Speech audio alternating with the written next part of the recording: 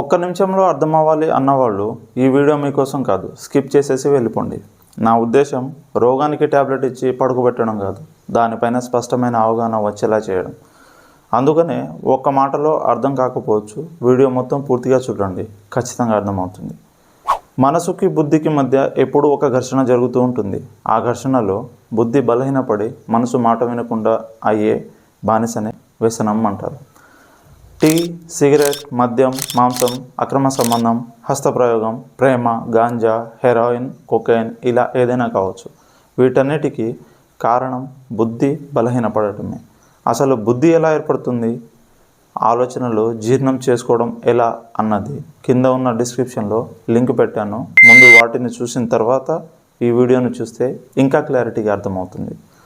అలా వ్యసనం బారిన పడిన ప్రతి ఒక్కరి శరీరంలో జరిగే నష్టాలు: వీర్య నష్టం, ప్రాణ నష్టం, ఇంకా మనసు స్థిరత్వం కోల్పోవడం.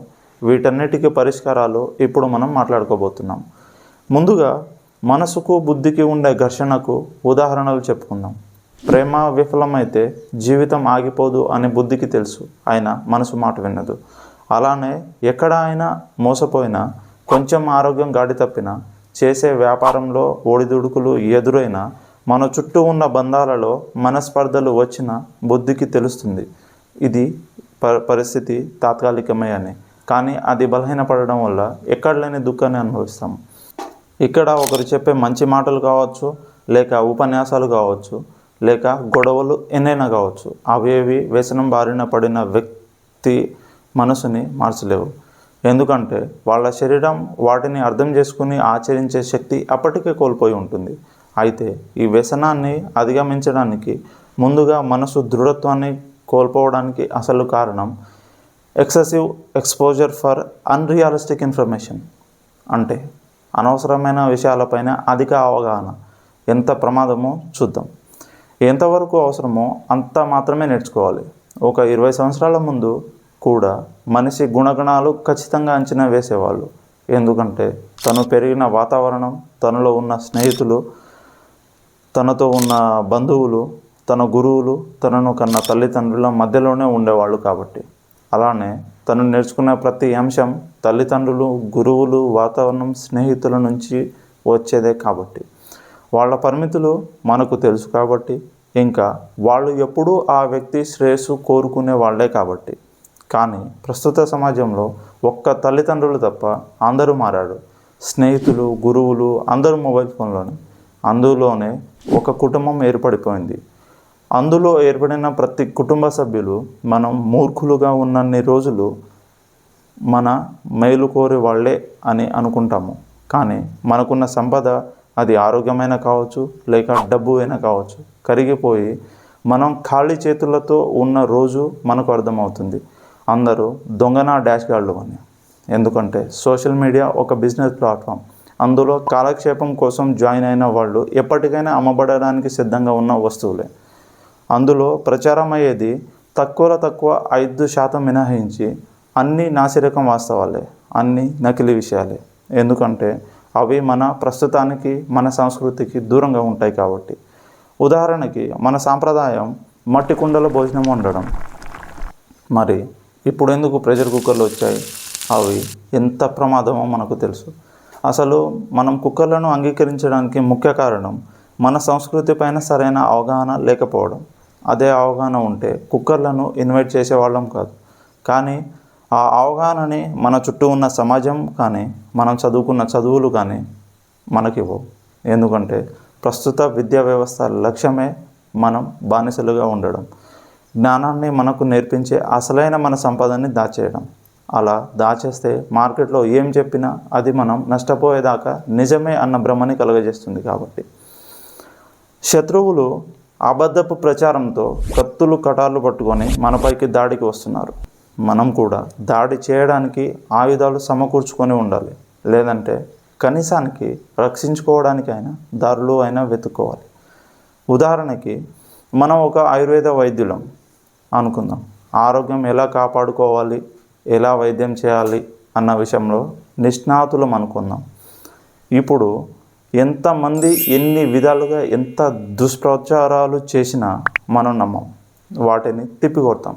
కానీ ఆరోగ్య విషయంలో ఎలాంటి అవగాహన లేకపోతే ప్రతి ఒక్కరూ వాగే సొల్లు వాగుడికి చలిస్తూనే ఉంటాము, భయపడుతూనే ఉంటాము. ఇది ఒక్క ఆరోగ్య విషయంలో మాత్రమే కాదు, ఆరోగ్యానికి కావాల్సిన అన్ని విషయాలు, మనసుకి కావాల్సిన అన్ని బంధాలు నకిలివే. ఎందుకంటే అవి పాశ్చాత్య సంస్కృతిని నేర్పుతుంది.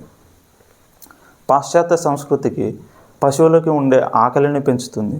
అది డబ్బు, సెక్స్, ఆల్కహాల్ చుట్టే తిరుగుతుంది. ఇది మన ధర్మానికి వ్యతిరేకంగా ఉంటుంది. అందువలనే మనసు చెలిస్తుంది, బుద్ధి బలహీనపడుతుంది.